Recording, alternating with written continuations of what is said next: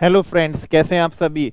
I wish आप सभी बहुत ही अच्छे होंगे। फ्रेंड्स, आज हम बुलेट रिवीजन कवर करने वाले हैं डायरेक्ट टैक्स के अंदर। टॉपिक है हमारा टैक्स डिडक्शन एट सोर्स। सबसे पहले इसमें हम ए कैटेगरी के प्रोविजन कवर करेंगे, बाद में बी कैटेगरी के करेंगे और उसके बाद में सी कैटेगरी के करेंगे, सो डेट बुलेट रिवीजन हमारा जो होगा purely 100% exam point of view से रहेगा।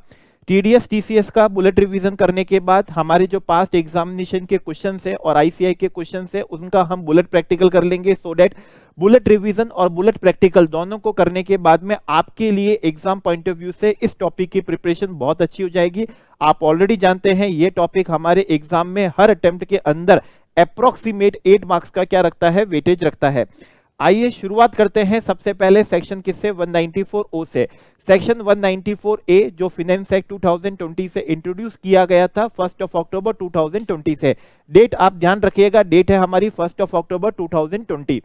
इसकी एप्लीकेबिलिटी कब होती है, जब ये हमने डिपार्टमेंट से पूछा तो डिपार्टमेंट ने कहा जब आप ई कॉमर्स ऑपरेटर से लाइक फ्लिपकार्ट हो गए हैं, अमेजॉन हो गए हैं, 1mg हैं, इनके थ्रू आप क्या करते हो, सप्लाई करते हो। हमने कहा आपका मतलब क्या होता है, डिपार्टमेंट ने कहा आपका मतलब है ई कॉमर्स पार्टिसिपेंट। आप जब क्या करते हो, सप्लाई करते हो, ठीक है। और फिर क्या होता है, पेमेंट कलेक्ट करता है। कौन कलेक्ट करता है, जो आपका फ्लिपकार्ट है, और वो फ्लिपकार्ट फिर आपको क्या करता है, पेमेंट करता है। तो फ्लिपकार्ट जब आपको क्या करेगा, पेमेंट करेगा, उसके ऊपर सेक्शन 194 ओ में टीडीएस किया जाएगा।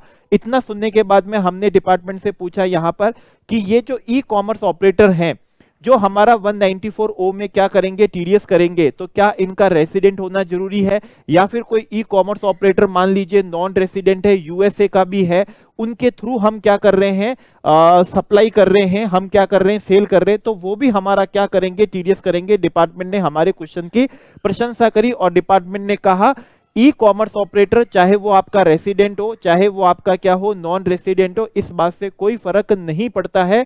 दोनों ही जब आपको क्या करेंगे, ई कॉमर्स पार्टिसिपेंट को क्या करेंगे, पेमेंट करेंगे, उन्हें तो 194 ओ के अंदर क्या करना पड़ेगा, टीडीएस करना ही पड़ेगा। ये सुनने के बाद अगला क्वेश्चन हमने यहां पर डिपार्टमेंट से पूछा, ये जो ई कॉमर्स पार्टिसिपेंट हैं जो ई कॉमर्स ऑपरेटर के थ्रू क्या कर रहे हैं, सेल करने वाले हैं, तो क्या वो रेसिडेंट और नॉन रेसिडेंट दोनों होंगे। मतलब मान लीजिए कोई यूएसए का सप्लायर है, यूएसए का क्या है, सप्लायर है, और वो कोई फ्लिपकार्ट के थ्रू मान लीजिए इंडिया में किसी को भी क्या करता है, सप्लाई करता है, तो क्या उसके ऊपर भी क्या किया जाएगा, टीडीएस किया जाएगा सेक्शन 194 ओ में। डिपार्टमेंट ने अगेन क्वेश्चन की प्रशंसा करी, डिपार्टमेंट ने कहा answer is no. E commerce participant जो है वो मस्ट भी क्या होना चाहिए, रेसिडेंट होना चाहिए, क्योंकि कमा कौन रहा है, तो हमने कहा कमा तो कौन रहा है, ई कॉमर्स पार्टिसिपेंट है। तो डिपार्टमेंट ने कहा बस यही बात है, ई कॉमर्स पार्टिसिपेंट अगर क्या होगा, रेसिडेंट होगा, तो ही इस सेक्शन में क्या होगा, टीडीएस होगा। मतलब अगर कोई यूएसए का ई कॉमर्स पार्टिसिपेंट है जो फ्लिपकार्ट के थ्रू इंडिया में अगर क्या कर देता है, सेल भी कर देता है, तो उसके ऊपर सेक्शन 194 ओ में तो क्या नहीं होगा, टीडीएस नहीं होगा। तो हमने डिपार्टमेंट को कहा, समराइज करने का मतलब यह है कि ई कॉमर्स जो ऑपरेटर है, मतलब जो ऑनलाइन प्लेटफॉर्म है जिनके थ्रू हम क्या कर रहे हैं, सेल कर रहे हैं, वो तो रेसिडेंट भी हो सकते हैं और वो होने में नॉन रेसिडेंट भी हो सकते हैं। डिपार्टमेंट ने कहा परफेक्टली करेक्ट। सेकंड, जो ई कॉमर्स पार्टिसिपेंट है जिनको क्या किया जाएगा, पेमेंट किया जाएगा, ई कॉमर्स ऑपरेटर जिनको क्या करेगा, पेमेंट करेगा, वो मस्ट भी क्या होनी चाहिए, रेसिडेंट ही होनी चाहिए। डिपार्टमेंट ने कहा 100% परफेक्टली करेक्ट। हमने यहां पर एक और डिपार्टमेंट से यहीं पर क्वेश्चन पूछ लिया कि मान लीजिए एग्जाम में हमारे क्वेश्चन ऐसा आ जाए कि ई कॉमर्स पार्टिसिपेंट जो है वो तो रेसिडेंट ही है, ई कॉमर्स ऑपरेटर है वो रेसिडेंट नॉन रेसिडेंट कोई सा भी हो सकता है, समझ में आ गया।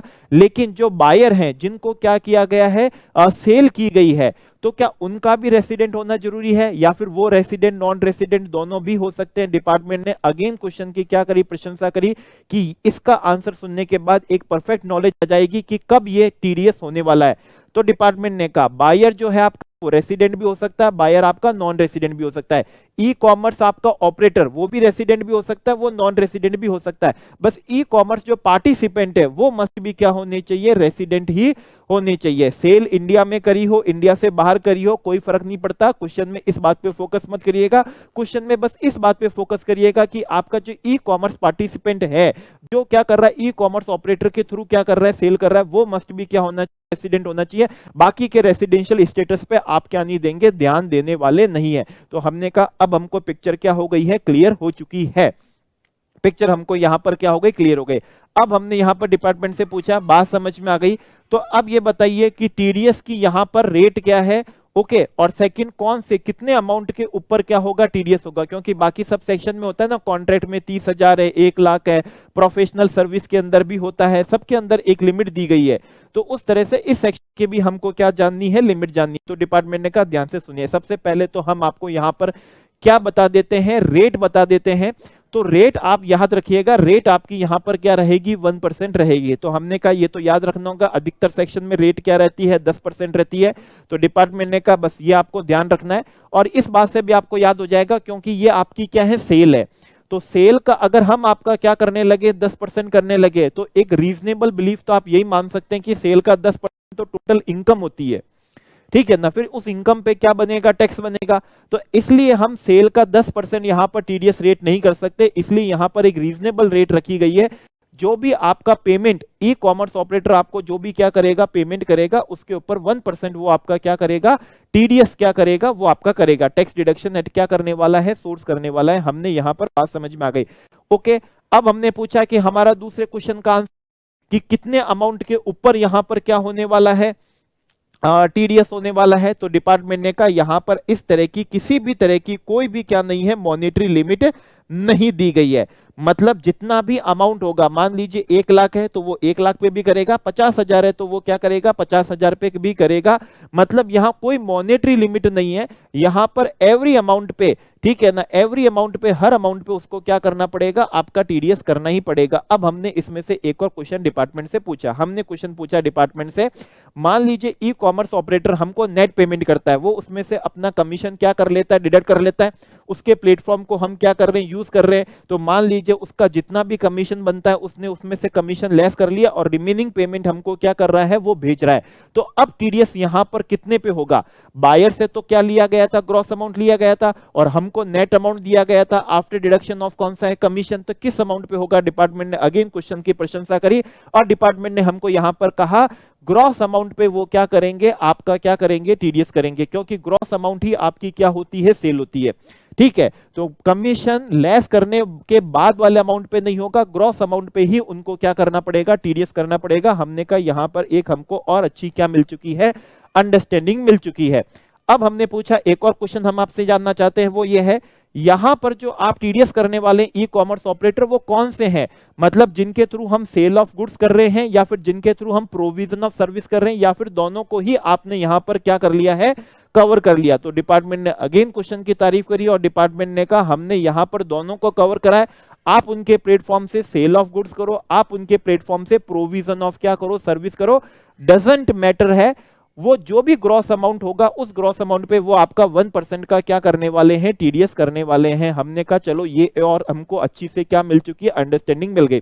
अब यहीं पर एक क्वेश्चन हमने डिपार्टमेंट से पूछा कि टीडीएस में ऐसा लगभग सभी सेक्शन में देखा जाता है कि क्या होता है, अब पेन क्या करना पड़ता है, फर्निश करना पड़ता है। मतलब पेई पेयर को अपना पेन क्या करता है, फर्निश करता है। मतलब ई कॉमर्स पार्टिसिपेंट को, ई कॉमर्स ऑपरेटर को, मतलब हमें फ्लिपकार्ट को क्या करना होगा, अपना पेन क्या करना होगा, फर्निश करना होगा, ठीक है। हमें 1 mg को अपना पेन क्या करना होगा, फर्निश करना होगा। और अगर पेन फर्निश नहीं किया जाता है तो ये देखा गया है कि फिर हायर रेट जो एक 20% की रेट होती है उससे टीडीएस काट दिया जाता है।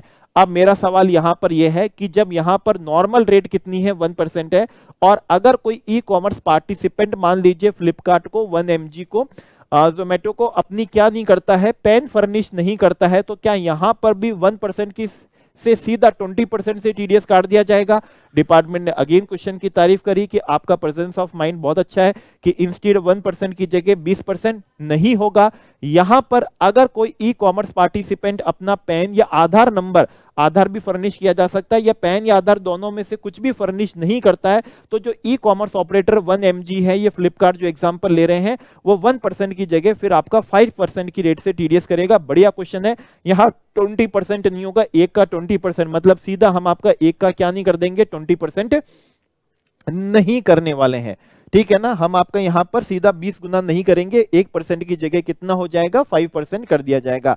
अब एक और सवाल कि जो कोरोना समय था, कोरोना समय के अंदर टीडीएस के अंदर रिलैक्सेशन दी गई थी रेट के अंदर, 25% रेट क्या कर दी गई थी, कम कर दी गई थी, तो क्या वो रिलैक्सेशन इस सेक्शन में भी एप्लीकेबल है? तो डिपार्टमेंट ने कहा यस, वो रिलैक्सेशन यहां पर भी क्या होगी, एप्लीकेबल होगी, वो रिलैक्सेशन यहां पर भी एप्लीकेबल होगी। अब हमने कहा एक और हमारा एक बढ़िया क्वेश्चन दिमाग में आ रहा है, ई कॉमर्स पार्टिसिपेंट ने ई कॉमर्स ऑपरेटर को अपना पैन क्या नहीं करा, फर्निश नहीं करा उसने पैन अपना फर्निश। ठीक है, मान लेते हैं कि पैन क्या नहीं हुआ, फर्निश नहीं हुआ है। ओके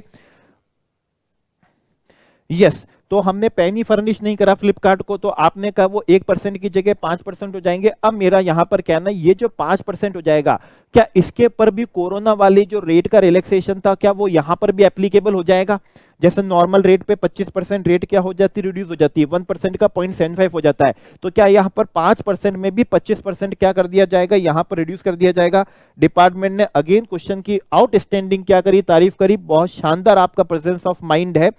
आप ऐसे सारे क्वेश्चन का आंसर ले लेंगे तो एग्जाम में आपके रॉन्ग हो ही नहीं सकेगा। और डिपार्टमेंट ने कहा हम आपको क्वेश्चन का आंसर देते हैं, आंसर इज नो। जब 1% का क्या होगा, 5% होगा, तो उसके ऊपर जो कोरोना की रेट है उसका कोई क्या नहीं होगा, रिलैक्सेशन नहीं होगा। फिर 5% की रेट से ही आपका क्या कटने वाला है, टीडीएस कटने वाला है। हमने कहा बहुत बेहतरीन, ये बात हमको अब क्या आ चुकी है, समझ में आ चुकी है। अब हमने कहा एक हमारे यहां पर क्या आ रहा है, डाउट आ रहा है, और डाउट हमारे लिए यह है कि आपने का ई कॉमर्स ऑपरेटर जब हमको क्या करेगा, पेमेंट करेगा, तो वो ग्रॉस अमाउंट पे क्या करेगा, टीडीएस करने वाला है, ग्रॉस अमाउंट पे। बात समझ में आ गई? हमने कहा यहां पर टीडीएस के प्रोविजन को फेल करने का एक बेहतरीन तरीका हमने निकाला, और वो बेहतरीन तरीका क्या है कि जो हमारा बायर है, आपने कहा वो रेसिडेंट नॉन रेसिडेंट कोई सा भी हो सकता है, बस हम ई कॉमर्स पार्टिसिपेंट क्या होनी चाहिए, रेसिडेंट होनी चाहिए। तो हमारा जो बायर है वो रेसिडेंट नॉन रेसिडेंट कोई सा भी है, वो डायरेक्टली हमको क्या कर देता है, ई कॉमर्स पार्टिसिपेंट को पेमेंट कर देता है। ओके, और ई कॉमर्स ऑपरेटर को सिर्फ उसका क्या जाता है, कमीशन जाता है। मतलब कमीशन अमाउंट तो ई कॉमर्स ऑपरेटर के पास चला जाएगा, और रिमेनिंग पेमेंट किसके पास में आ जाएगा, सीधा पार्टिसिपेंट के पास में आ जाएगा। तो ऐसी स्थिति में ई कॉमर्स ऑपरेटर को हमको कोई पेमेंट ही नहीं करना पड़ेगा। जब हमें कोई पेमेंट ही नहीं करना पड़ेगा तो ये सेक्शन जो क्या हो जाएगा, फेल हो जाएगा। ठीक है, तो डिपार्टमेंट ने कहा ये सेक्शन अगर क्या हो गया, फेल हो गया, तो जिस पर्पस के लिए हम क्या लेकर आए थे, वो सेक्शन लेकर आए थे, वो पर्पस ही डिफीट हो जाएगा। तो यहां पर अब हमें प्रोविजन डालना पड़ेगा, रिमूवल ऑफ डाउट करना पड़ेगा। और अब हम यहां पर एक एक्सप्लेनेशन इंसर्ट कर देते हैं, और एक्सप्लेनेशन इंसर्ट ये कर दिया कि अगर आपके बायर ने डायरेक्टली पेमेंट किसको कर दिया है, आपके ई कॉमर्स किसको कर दिया, पार्टिसिपेंट को कर दिया, तो हम तो डीम्ड यही मानेंगे, हम तो डीम्ड क्या मानेंगे, यही मानेंगे कि ई कॉमर्स ऑपरेटर ने आपका क्या करा है, पेमेंट करा है। मतलब वो आपके ग्रॉस अमाउंट में क्या कर लिया जाएगा, इंक्लूड कर लिया जाएगा। वो आपके ग्रॉस अमाउंट में क्या कर लिया जाएगा, इंक्लूड कर लिया जाएगा। ओके, तो कमीशन इसको दिया और डायरेक्टली पेमेंट हमको ये करा, तो डीम्ड मान लिया जाएगा। डीम्ड क्या कर लिया जाएगा, मान लिया जाएगा कि जो बायर जो भी क्या कर रहा है, पेमेंट कर रहा है, वो ग्रॉस अमाउंट में इंक्लूड हो जाएगा। और so that e commerce operator को उस अमाउंट पे भी टीडीएस करने की क्या आ जाएगी, लायबिलिटी आ जाएगी। मतलब इस जो पर्पस है, उस पर्पस को हम क्या नहीं होने देंगे, डिफीट नहीं होने देंगे। ठीक है ना, उस पर्पस को हम यहां पर क्या नहीं होने वाले हैं, डिफीट नहीं होने देंगे। तो हमने कहा ये बात बिल्कुल बढ़िया थी। डिपार्टमेंट ने कहा क्वेश्चन आपका क्या था, बहुत ही क्या था, अच्छा था। अब हमने यहां पर डिपार्टमेंट से एक क्वेश्चन जानना चाहा, आंसर जानना चाहते हैं। हमने कहा देखिए छोटे छोटे सप्लायर भी होते हैं, ठीक है, छोटे छोटे सप्लायर हैं। अब आप हर छोटे सप्लायर पे की सेल पे क्या करोगे, टीडीएस करोगे, तो मे भी हो सकता है वो छोटा सप्लायर जो है, ठीक है, उसकी टैक्सेबल इनकम ही नहीं बनती हो। ठीक है, अब आप उसका क्या कर देंगे, टीडीएस कर देंगे। तो एक तरफ तो आप बोलते हो कि भाई जिसकी भी क्या है gross total income basic exemption limit से ज्यादा नहीं है, उसको रिटर्न फाइल करना जरूरी नहीं है। अब यहां पर आप छोटे ई कॉमर्स पार्टिसिपेंट का क्या करोगे, टीडीएस करोगे। तो आप कान ऐसे नहीं पकड़ के ऐसे पकड़ाओगे, उसको बोलोगे रिटर्न फाइल कर, रिटर्न फाइल करके टीडीएस का क्रेडिट ले और फिर उसका रिफंड उठा। तो बेसिकली क्या हो गया, आपने तो उसके ऊपर कंप्लायंस का बर्डन क्या कर दिया, डाल दिया। होना क्या चाहिए, ये छोटे जो सप्लायर होते हैं उनके ऊपर आपको ये जो टीडीएस का सेक्शन आप 194 ओ लेकर आए हो, उस पे आपको उनको एक तरह का रिलैक्सेशन एग्जामिशन प्रोवाइड कर देनी चाहिए। ठीक है, तो सो डेट उनके लिए भी क्या हो, कंप्लायंस बर्डन ना हो और वो भी स्मूथली अच्छे से क्या कर सके, सप्लाई कर सके ई कॉमर्स ऑपरेटर के थ्रू। तो डिपार्टमेंट ने इस क्वेश्चन की तारीफ करी, डिपार्टमेंट ने बात को समझा और डिपार्टमेंट ने कहा हम प्रोविजन लेकर आ गए हैं, नहीं करेंगे हम यहां पर टीडीएस 194 ओ में कोई भी टीडीएस नहीं किया जाएगा। छोटे ई कॉमर्स पार्टिसिपेंट का मतलब सिर्फ और इंडिविजुअल एचयूएफ से है। सिर्फ इंडिविजुअल एचयूएफ को रिलैक्सेशन मिलेगी, फर्म कंपनी को नहीं मिल सकती, क्योंकि फर्म कंपनी के तो वैसे भी कोई बेसिक एग्जामिशन लिमिट होती नहीं है। तो इंडिविजुअल एचयूएफ को दे देंगे हम, ठीक है। इंडिविजुअल एचयूएफ, ई कॉमर्स पार्टिसिपेंट बीइंग क्या है, रेसिडेंट इंडिविजुअल, रेसिडेंट कौन सा एचयूएफ, जिन्होंने ई कॉमर्स ऑपरेटर के थ्रू क्या करी है, सेल ऑफ गुड्स कर रहे हैं या प्रोविजन ऑफ सर्विस कर रहे हैं during the financial year, previous year नहीं, करंट फाइनेंशियल ईयर में, अगर 5 लाख रुपए से क्या नहीं है, ज्यादा की नहीं है, 5 लाख रुपए से क्या नहीं है, ज्यादा की नहीं है, तो ऐसों को हम क्या दे देंगे, रिलैक्सेशन दे देंगे। ऐसे को हम क्या दे देंगे, रिलैक्सेशन दे देंगे। तो हमने कहा इसकी तो आड़ में और गलत काम हो जाएंगे, ठीक है ना, फर्जी फर्जी नाम से हो जाएंगे, फर्जी फर्जी, और सब बताएंगे कि 5-5 लाख से ज्यादा नहीं है। तो डिपार्टमेंट ने इसका भी तरीका निकाला और ई कॉमर्स ऑपरेटर को कहा यहां पर कि आप ऐसे इंडिविजुअल एचयूएफ का पैन या फिर आधार नंबर क्या करें, कलेक्ट करें, ठीक है ना। फिर उनका क्या नहीं करिएगा, टीडीएस मत करिएगा। मतलब अगर वो पैन और आधार नंबर अगर आपको क्या नहीं करें, फर्निश नहीं करें, ठीक है, फिर तो आपको टीडीएस करना ही पड़ेगा। और आपको ये भी ध्यान है, जब पैन और आधार फर्निश नहीं होता है तो रेट भी कितनी हो जाती है, 5% हो जाती है। तो बस इस बात का है, ठीक है। हम अनड्यू बेनिफिट भी नहीं देना चाहते कि ऐसा ना हो कि बेनिफिट के नाम पे आप गलत चीजों का क्या करने लग जाएं, आप क्या कर रहे उनको प्रचलन में लेकर आ जाएं। तो ऐसी स्थिति में पैन और आधार नंबर, ये पैन आधार में से कुछ भी फर्निश कर दें, फिर आप इंडिविजुअल एचयूएफ है और आपकी जो ग्रॉस सेल है या प्रोविजन सर्विस है ई कॉमर्स ऑपरेटर के through during the financial 5 lakh से क्या नहीं है, ज्यादा नहीं है, तो फिर आपका इस सेक्शन में कोई भी टीडीएस नहीं किया जाएगा। और पैन नहीं दोगे तो फिर पैन नहीं देने पे टीडीएस होगा, और वो कितनी की रेट से होगा, 5% की रेट से ही क्या होने वाला है, टीडीएस होने वाला है। अब हमने यहां पर एक क्वेश्चन पूछा डिपार्टमेंट से, हमने यहां पर डिपार्टमेंट से क्वेश्चन पूछा क्या ये सेक्शन ओवरराइडिंग इफेक्ट है क्या। तो डिपार्टमेंट ने पूछा ये इतना समझने के बाद में आपने ऐसा क्वेश्चन क्यों पूछ रहे हो, मतलब इतना सारा आपने जान लिया, फिर आप ये क्या कर रहे हो, क्वेश्चन क्या कर रहे हो, पूछ रहे हो, ठीक है, कि ये ओवरराइडिंग है या ओवरराइडिंग नहीं है। तो हमने कहा इसके ऐसा इसलिए दिमाग में आ रहा है, देखिए ई कॉमर्स ऑपरेटर जो है वो अपना कमीशन क्या करेगा, अपने पास रखेगा, और कमीशन पे तो सेक्शन 194H में क्या होता है, टीडीएस होता है। मान लीजिए मैंने क्या करी है, मैं कोई ई कॉमर्स पार्टिसिपेंट हूं, मैंने ई कॉमर्स ऑपरेटर के थ्रू कोई क्या दी है, सर्विस दी है, ठीक है, उसका टीडीएस मान लीजिए सेक्शन 194J में होता हो। तो अब क्या हो रहा है, एक सिंगल ट्रांजैक्शन है और वो सिंगल ट्रांजैक्शन अलग अलग सेक्शंस में क्या हो रही है, कवर हो रही है। तो अब मैं ये जानना चाहता हूं भाई कि ये सेक्शन अगर ओवरराइडिंग हो तो समझ में आ जाए कि यहां टीडीएस होगा, बाकी जगह टीडीएस नहीं होगा, और ओवरराइडिंग नहीं है तो समझ में आ जाए भाई कमीशन पे 194H में भी होगा और 194O में भी यहां पर टीडीएस होगा। इसलिए क्वेश्चन दिमाग में है। डिपार्टमेंट ने अगेन क्वेश्चन की बहुत तारीफ करी, कहा प्रेजेंस ऑफ माइंड शानदार है। तो आंसर सुनिए, यस ये सेक्शन क्या है, ओवरराइडिंग है। और ओवरराइडिंग इस तरह से है कि अगर उस ट्रांजैक्शन पे क्या हो जाता है, टीडीएस हो जाता है जाता है, तो फिर ऐसी स्थिति में और किसी भी सेक्शन में फिर क्या नहीं होगा, टीडीएस नहीं होगा। फिर वो जो कमीशन है 194H में टीडीएस नहीं होगा। आपने ईसीओ के थ्रू जो प्रोविजन ऑफ सर्विस करी है, मान लीजिए प्रोफेशनल करी है, तो हम आपका 194J में नहीं करेंगे। तो 194O है, ओवरराइडिंग है, इस सेक्शन होगा सबसे पहले, और अगर इस सेक्शन में हो गया, ठीक है, इस सेक्शन में हो गया तो फिर बाकी सेक्शन में क्या नहीं हो सकेगा, टीडीएस नहीं हो सकेगा। हमने कहा आंसर देने के लिए बिल्कुल शुक्रिया, लेकिन एक क्वेश्चन और दिमाग में आ जाता है, वो क्वेश्चन ये है, मैं इंडिविजुअल एचयूएफ हूं, मैंने ई कॉमर्स ऑपरेटर को अपना पैन या आधार भी क्या कर दिया है, फर्निश कर दिया, और ड्यूरिंग द क्या है, करंट फाइनेंशियल ईयर मेरी जो सेल ऑफ गुड्स है, प्रोविजन सर्विस है, ग्रॉस जो है वो 5 लाख से क्या नहीं है, ज्यादा नहीं है। अभी आपने मेरे को रिलैक्सेशन दिया था कि इस सेक्शन में क्या नहीं होगा, टीडीएस नहीं होगा, तो इस सेक्शन में तो नहीं होगा। अब मैंने जो भी सेल करी है उस पे ई कॉमर्स ऑपरेटर अपना क्या कमाएगा, कमीशन कमाएगा या फिर मैंने जो भी प्रोविजन ऑफ क्या करी है, सर्विस करी है। तो अब क्वेश्चन ये बनता है कि जब यहां पर अब टीडीएस नहीं हो रहा है, किस रीजन की वजह से, इस रीजन की वजह से क्योंकि मैं इंडिविजुअल एचयूएफ हूं, ठीक है, मेरा करंट फाइनेंशियल ईयर में मैंने जो ग्रॉस क्या करी है, सेल करी, प्रोविजन सर्विस करी, 5 लाख से ज्यादा नहीं है, मैं पैन भी क्या कर चुका हूं, फर्निश कर चुका हूं, इस वजह से मेरा टीडीएस नहीं हो रहा। अब यहां नहीं हो रहा है तो कमीशन पे क्या 194H में हो जाएगा, क्या प्रोफेशनल के अंदर 194J में हो जाएगा। तो डिपार्टमेंट ने अगेन क्वेश्चन की तारीफ करी और डिपार्टमेंट ने कहा इसके लिए भी हमने प्रोविजन तैयार कर दिया है, और वो प्रोविजन ये है कि अगर इस सेक्शन में टीडीएस हो जाता है तो बाकी किसी सेक्शन में टीडीएस नहीं होगा, और अगर इस सेक्शन में टीडीएस नहीं होता है इस रीजन की वजह से कि आप इंडिविजुअल एचयूएफ थे, आपकी gross sale provision service 5 lakh से ज्यादा नहीं थी, आपने पैन आधार फर्निश कर दिया था, इस रीजन की वजह से अगर आपका क्या नहीं हुआ, टीडीएस नहीं हुआ, तो भी फिर दूसरे सेक्शन में भी आपका क्या नहीं होगा, टीडीएस नहीं होगा। बेहतरीन क्वेश्चन था, उसका बेहतरीन हमने आपको क्या दिया, सॉल्यूशन दिया है। एग्जाम में बिल्कुल ध्यान रखिएगा, अगर याद नहीं हुआ है किस रीजन की वजह से, आपको बताया था 5 लाख से ज्यादा की सेल नहीं है, तो भी फिर दूसरे सेक्शन में भी क्या नहीं होने वाला है, टीडीएस होने वाला नहीं है, क्योंकि पेन फर्निश कर चुके हैं डिपार्टमेंट के पास में ऑलरेडी, उस चीज की इंफॉर्मेशन क्या हो जाएगी, पहुंच जाएगी, ठीक है ना, पहुंच जाएगी। अब हमने यहां पर डिपार्टमेंट से एक क्वेश्चन पूछा, ठीक है, ये तो ई कॉमर्स ऑपरेटर हमको क्या कर रहा है, पेमेंट कर रहा है, क्योंकि हम उनके थ्रू सेल ऑफ गुड्स कर रहे हैं या प्रोविजन सर्विस कर रहे हैं।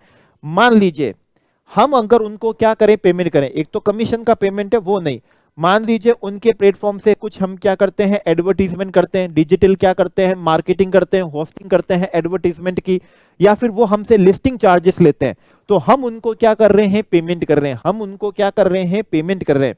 मतलब ई कॉमर्स पार्टिसिपेंट उनको क्या कर रहा है, पेमेंट कर रहा है, उनको क्या कर रहा है, पेमेंट कर रहा है। और तो क्या उस पेमेंट पे इस सेक्शन में टीडीएस होगा? तो डिपार्टमेंट ने कहा क्वेश्चन बड़ा इजी था यार, इसमें हो ही नहीं सकता।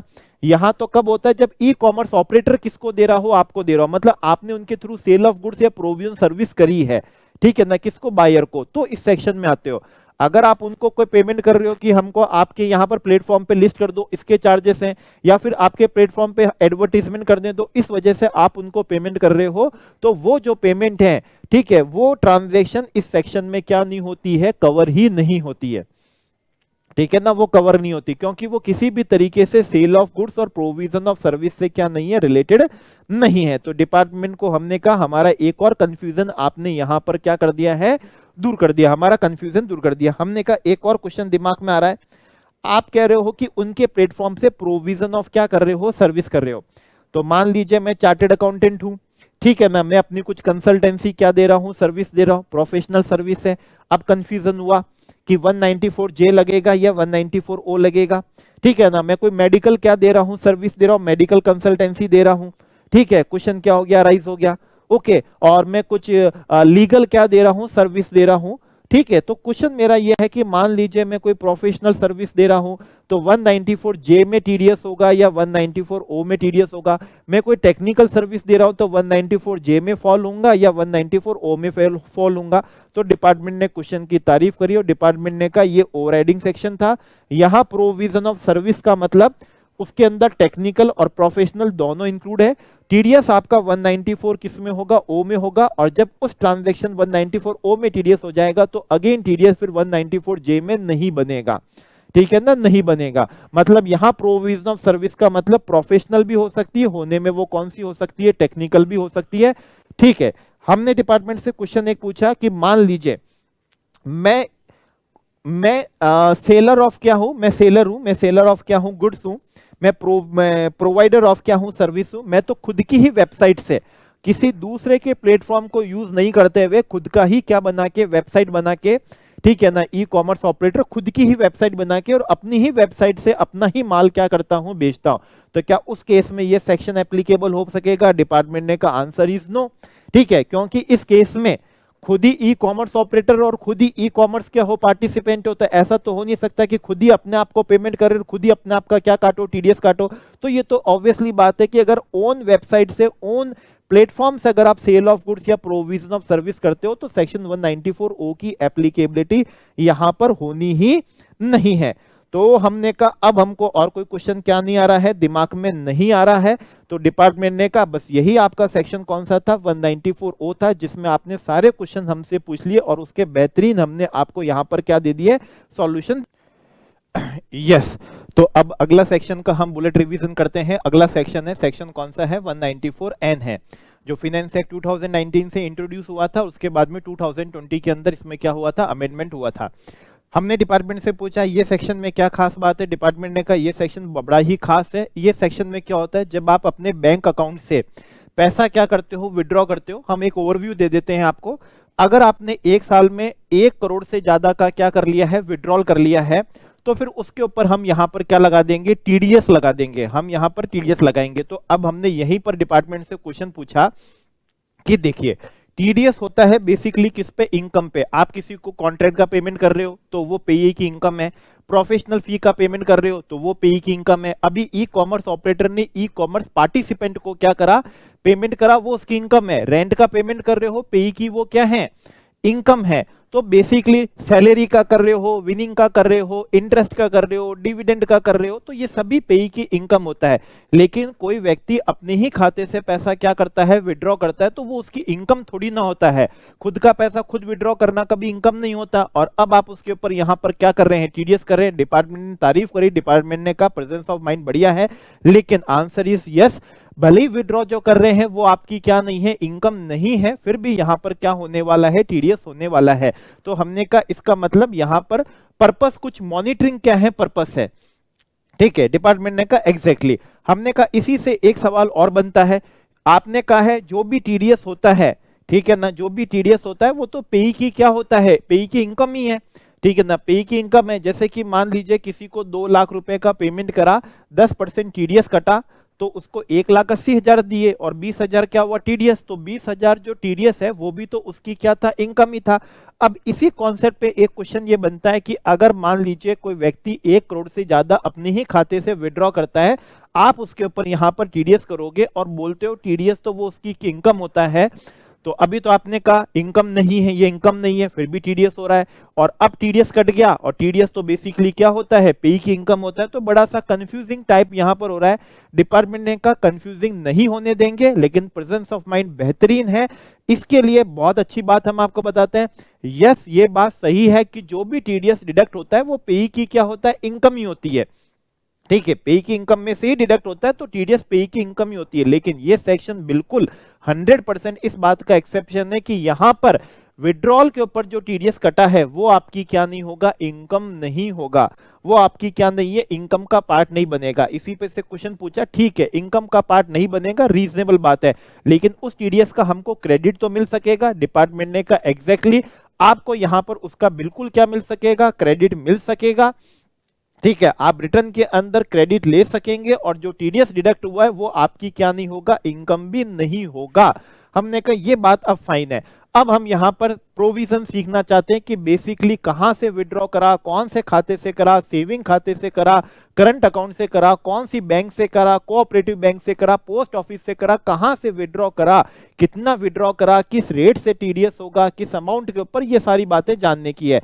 तो डिपार्टमेंट ने कहा बढ़िया आंसर दे देते हैं।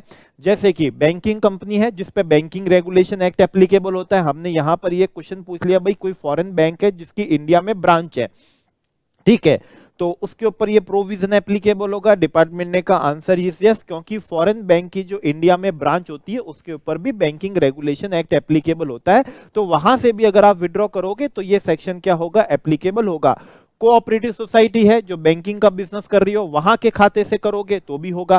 पोस्ट ऑफिस के खाते से विड्रॉ करोगे, मतलब जहां भी खाता हो, पोस्ट ऑफिस में हो, कोऑपरेटिव बैंक में हो, या फिर क्या हो, बैंक में जिसपे बैंकिंग रेगुलेशन एक्ट एप्लीकेबल हो, कहीं से भी आप क्या कर लो, विड्रॉ कर लो, टीडीएस होगा। हमने कहा कौन से अमाउंट पे होगा, डिपार्टमेंट ने कहा 1 करोड़ से ऊपर जब विड्रॉ करोगे तब यहां पर क्या होगा, टीडीएस होगा।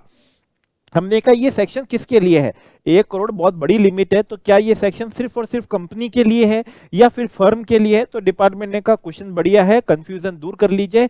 यहां पर विड्रॉ करने वाला कोई भी हो सकता है, इंडिविजुअल भी हो सकता है, एचयूएफ भी हो सकता है, फर्म, कंपनी, एओपी, बीओआई, हम ये सभी पे लेकर आए। हमारा फोकस 1 करोड़ से ज्यादा विड्रॉ पे है, असेसी वाइज पे कोई यहां पर फोकस नहीं है। फोकस हमारे 1 करोड़ से ज्यादा जो एक साल में खातों से क्या करते हैं, विड्रॉ कर लेते हैं।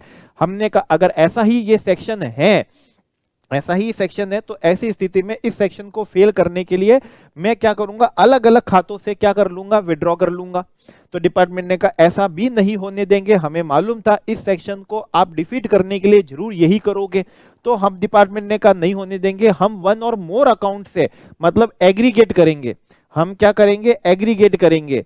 ठीक है, तो हमने कहा अब बात समझ में आ गई कि आप ये इसको डिफीट नहीं होने दोगे और हमारी प्लानिंग को फेल कर दोगे। लेकिन मैंने डिपार्टमेंट को कहा मान लीजिए एक ही बैंक है मेरे पास में, एसबीआई, एसबीआई की बहुत सारी ब्रांचेस के अंदर बहुत सारे मेरे पास में खाते हैं, अब क्या होगा। तो डिपार्टमेंट ने कहा एक बैंक की जितनी भी ब्रांचेस और उन ब्रांचेस के अंदर जितने भी खाते उन सभी को हम क्या करेंगे, एग्रीगेट करेंगे।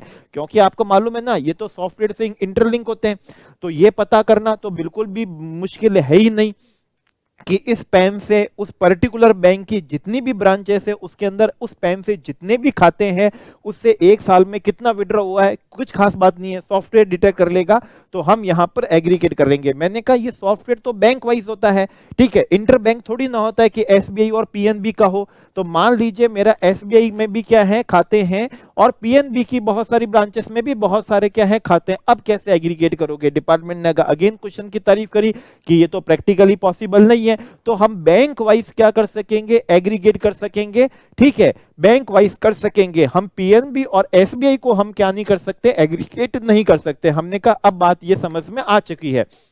अब मैंने कहा मेरे पास तो सेविंग खाते भी हैं और मेरे पास तो करंट खाते भी हैं, ठीक है। करंट खाता तो क्या होता है, लोन होता है, जो बैंक से मैं क्या ले रहा हूं, लोन ले रहा हूं और मैं उसको विड्रॉ कर रहा हूं। मान लीजिए मैंने घर बनाने के लिए क्या लिया, लोन लिया, 2 करोड़ रुपए का क्या लिया, लोन लिया, ठीक है। तो वो तो बेसिकली लोन का पैसा क्या हो रहा है, विड्रॉ हो रहा है।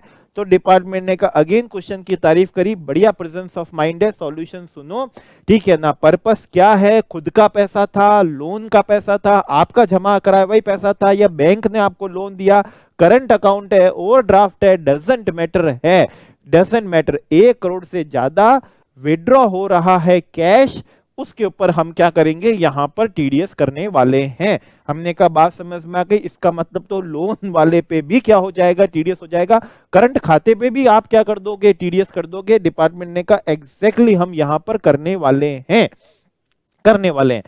अब मैंने डिपार्टमेंट से क्वेश्चन पूछा, मान लीजिए मैं विड्रॉ नहीं करता हूं, मैं तो आरटीजीएस कर देता हूं, नेफ्ट कर देता हूं, मैं तो चेक क्या कर देता हूं, जिनको पेमेंट करना है उनको मैं क्या कर देता हूं, चेक दे देता हूं। तो डिपार्टमेंट ने कहा एग्जैक्टली हम यहां पर यही चाहते हैं कि आप कैश विड्रॉ ना करें, आप नेफ्ट करें, आरटीजीएस करें, जिन्हें पेमेंट करना है आप अकाउंट पे ही क्या करें, चेक करें, आप इलेक्ट्रॉनिक क्या करें, ट्रांसफर करें, ईसीएस करें, ठीक है। उन पे हम क्या नहीं करते, यहां पर नहीं करते हैं, हम यहां पर करते हैं एग्रीगेट। किन को, जो आपने कैश क्या करा है, विड्रॉ करा, खाते से खाते पेमेंट करा, उनको हमको नहीं देखना है, हमको विड्रॉ नहीं देखना है, हमको यहां पर क्या देखना है, कैश विड्रॉ देखना है।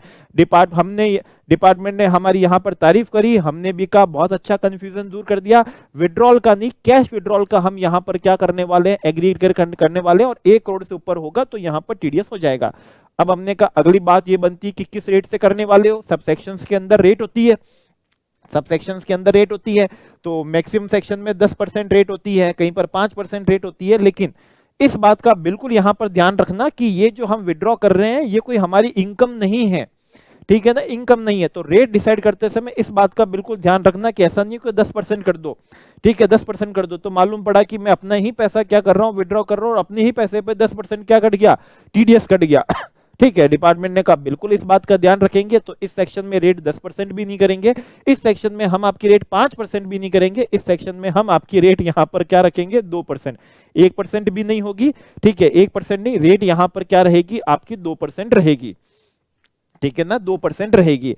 अब मैंने यहां पर डिपार्टमेंट से क्वेश्चन पूछा, बात तो मेरे को समझ में आ गई कि 1 करोड़ से ज्यादा मैं विड्रॉल करूंगा फ्रॉम 1 और मोर अकाउंट, ठीक है ना, बैंक वाइज हम यहां पर एग्रीगेट करेंगे, 1 करोड़ से ज्यादा तो टीडीएस होगा एट द रेट ऑफ 2% से होगा। लेकिन अब एक सवाल, महत्वपूर्ण सवाल, टीडीएस जो होगा वो क्या 1 करोड़ से ऊपर वाले अमाउंट पे होगा या फिर वो एग्रीगेट अमाउंट पे होगा? देखिए मैं जो समझाना चाहता हूं वो ये समझाना चाहता हूं कि मैंने अभी तक ये समझा कि 1 करोड़ से ज्यादा विड्रॉ होगा तो टीडीएस होगा और वो भी 2% की रेट से होगा, लेकिन फिर वो कौन से अमाउंट पे होगा, ठीक है ना, वो कौन से अमाउंट पे होगा? जैसे कि भाई बाकी सब सेक्शन में क्या होता है, प्रोफेशनल फीस है 30,000 से ज्यादा है, टीडीएस होगा, पूरे पे होगा, ठीक है ना, रेंट है 2,40,000 से क्या है, ज्यादा है, फिर पूरे पे क्या होगा, टीडीएस होगा। कमीशन है 15,000 से ज्यादा है, पूरे पे क्या होगा, टीडीएस होगा, ठीक है ना, पूरे पे क्या होता है, टीडीएस होता है। इंटरेस्ट 40,000 50,000 जो भी लिमिट है उससे ज्यादा होगा, पूरे पे टीडीएस होगा। तो यहां पर भी क्या होगा, पूरे पे ही क्या होगा, टीडीएस होगा, वही समझे, या फिर 1 करोड़ से ऊपर वाले अमाउंट पे क्या होगा, टीडीएस होगा, मैं क्या समझू, ठीक है। मैंने कहा एक और कंफ्यूजन अभी और है, ये सेक्शन जब आप फाइनेंस एक्ट 2019 से लेकर आए थे तब आपने लिखा था 1 करोड़ से ऊपर वाले पे टीडीएस होगा, समझ में आ गई बात। फिर आपने फाइनेंस एक्ट 2020 से इसमें अमेंडमेंट किया और एक्सीडिंग 1 करोड़ को तो आपने डिलीट कर दिया और वहां पर आपने लिख दिया सच सम पे होगा। आपने तो लॉ के अंदर क्या लिख दिया कि क्या होगा, सच सम पे क्या होगा, टीडीएस होगा, एट द रेट ऑफ 2% से टीडीएस होगा, और कौन से अमाउंट पे होगा, सच किस पे होगा, सम पे होगा। ठीक है, अब एक्सीडिंग 1 करोड़ को डिलीट करना और फिर सच सम क्या करना, इंट्रोड्यूस करना। तो फीलिंग्स तो हमको ये देता है कि आप चाहते हैं कि पूरे अमाउंट पे टीडीएस हो, बाकी जैसा सभी सेक्शंस के अंदर होता है।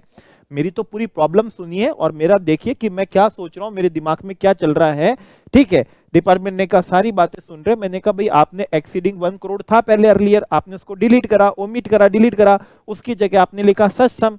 1 करोड़ को डिलीट करने का मतलब भी यही होता है कि आपकी इंटेंशन है कि आप तो पूरे अमाउंट पे टीडीएस करना चाहते हो। अभी मेरी प्रॉब्लम और है, आपने कहा सच सम पे होगा, सच सम का मतलब, सच सम का मतलब इस सेक्शन में दिया, और इस सेक्शन में तो ये दिया है कि ये सेक्शन तब एप्लीकेबल होता है जब आपने 1 करोड़ से ज्यादा क्या करा हो, कैश विड्रॉ करा हो। तो सच सम का मतलब क्या हुआ कि आपने कैश विड्रॉल करा है एक्सीडिंग 1 करोड़। तो अब कंफ्यूजन ये हो गया कि पहले तो लग रहा था कि आपने एक्सीडिंग 1 करोड़ डिलीट करा तो पूरे पे होगा, अब सच सम का अगर जूस निकालू तो सच सम होता है कौन सा, कैश विड्रॉल एक्सीडिंग कौन सा, 1 करोड़। तो अगेन बन जाता है कि तो 1 करोड़ से ऊपर वाले पे होगा। मतलब मेरे को ऐसा लगता है, एक बार तो ऐसा लगता है कि सिर्फ 1 करोड़ से ऊपर वाले पे होगा, और एक बार लगता है कि पूरे पे ही होगा। ठीक है, क्यों ऐसा लगता है, एक्सीडिंग 1 करोड़ को डिलीट करा तो ऐसा लगता है पूरे पे होगा। ठीक है, आपने सच सम यूज किया, और सच सम का मतलब इस सेक्शन में तो यही है, कैश विड्रॉल एक्सीडिंग 1 करोड़, तो अगेन मतलब निकल जाता है 1 करोड़ से ऊपर। तो मैं कंफ्यूज ही हो गया बहुत ज्यादा कि इस सेक्शन में बेसिकली आप चाहते क्या हो।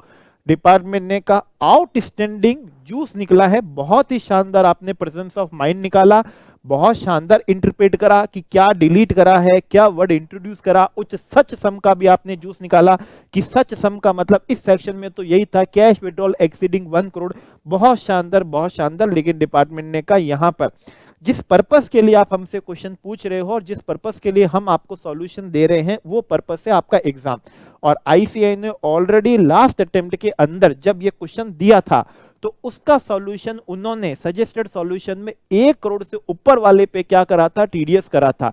तो आपके लिए एग्जाम पॉइंट ऑफ व्यू से क्या हो गया है, एग्जाम पॉइंट ऑफ व्यू से ये हो गया टीडीएस होगा 1 करोड़ से ऊपर वाले पे होगा। बाकी सब सेक्शन में तो पूरे अमाउंट पे हो जाता है, लेकिन यहां पर क्या होगा, 1 करोड़ से ऊपर वाले पे होगा। एट द रेट ऑफ कितने से होगा, 2% से होगा, क्योंकि आईसीएआई ने अपने सजेस्टेड में इसी तरीके से दिया है। तो आप भी एग्जाम में इसी तरह से करेंगे। हमने कहा बिल्कुल एग्जाम में अब हम इसी तरीके से करेंगे। तो हमको 1 और मोर अकाउंट की बात भी क्या गई, समझ में आ गई। ठीक है, एक बैंक की सारी ब्रांचेस को एग्रीगेट कर देंगे, ये भी बात हमको समझ में आ गई। हमको बहुत सारी चीजें अब यहाँ पर समझ में आ चुकी है। ठीक है और अब हमने कहा एक क्वेश्चन अभी और, एक क्वेश्चन अभी और। ठीक है, बाकी सभी सेक्शन में ऐसा होता है कि भाई पेन अगर आप क्या नहीं करते हैं, फर्निश नहीं करते हैं, तो फिर वो हाई रेट से क्या हो जाता है, टीडीएस हो जाता है। ठीक है ना, कौन सी रेट से टीडीएस हो जाता है, हाई रेट से क्या हो जाता है, टीडीएस हो जाता है। तो अब मेरा अगेन यहां पर क्या बन रहा है, सवाल बन रहा है कि भाई अगर पेन वैन मैंने क्या नहीं करा, फर्निश नहीं करा, तो फिर कौन सी रेट से क्या होगा, टीडीएस। डिपार्टमेंट ने क्वेश्चन की तारीफ करी। डिपार्टमेंट ने कहा देखिए प्रैक्टिकली ऐसा होता नहीं है, क्योंकि जब आप खाता खुलवाते हो तो हम आपसे पैन नंबर क्या कर लेते हैं, आधार नंबर ले लेते हैं। लेकिन फिर भी आप थ्योरेटिकली जानना चाहते हो, ये एक्सेप्शनली जानना चाहते हो कि वास्तव में ऐसा हो गया कि पुराने खाते हैं, पैन अभी तक फर्निश नहीं है, 1 करोड़ से ज्यादा विड्रॉ हो रहे हैं, उस केस में क्या होगा, तो उस केस में फिर 20% ही रहेगा। यस, बिल्कुल सही बात है, इस बात को बहुत ध्यान देने की बात है। इससे पहले हमने सेक्शन पढ़ा था, ठीक है, जहां हमने पढ़ा था 1% की जगह कितना हो जाएगा, 5% हो जाएगा। ठीक है, 1% की जगह कितना हो जाएगा, 5 क्या हो जाएगा, परसेंट हो जाएगा। लेकिन वो बात हमने क्या पढ़ी थी, वहां पर पढ़ी थी, यहां पर नहीं है। तो यहां पर 2% की जगह फिर कितना होगा, 20% ही होगा। ठीक है ना, 2% की जगह मल्टीप्लाई बाय क्या हो जाएगा, 10 हो जाएगा। वहां 1 का क्या हो गया था, 5% हो गया था, यहाँ का 2 का क्या हो जाएगा, 20% हो जाएगा। ठीक है, अब हमने कहा एक और बहुत बहुत बहुत शानदार क्वेश्चन मेरे क्या रहा है दिमाग में, आ रहा शानदार क्वेश्चन दिमाग में आया है, और वो क्वेश्चन मेरा ये है। हम जैसे सभी सेक्शंस के अंदर देखते हैं, ये कोरोना समय था, और कोरोना समय के अंदर 25% की रेट का क्या था, रिलैक्सेशन था, बिल्कुल था रिलैक्सेशन। जैसे अभी लास्ट सेक्शन में पढ़ा, 1% की जगह क्या हो जाएगा, 0.75% हो जाएगा। कोरोना का जो टाइम था 14 मई 2020 से लेकर 31 मार्च 2021 तक।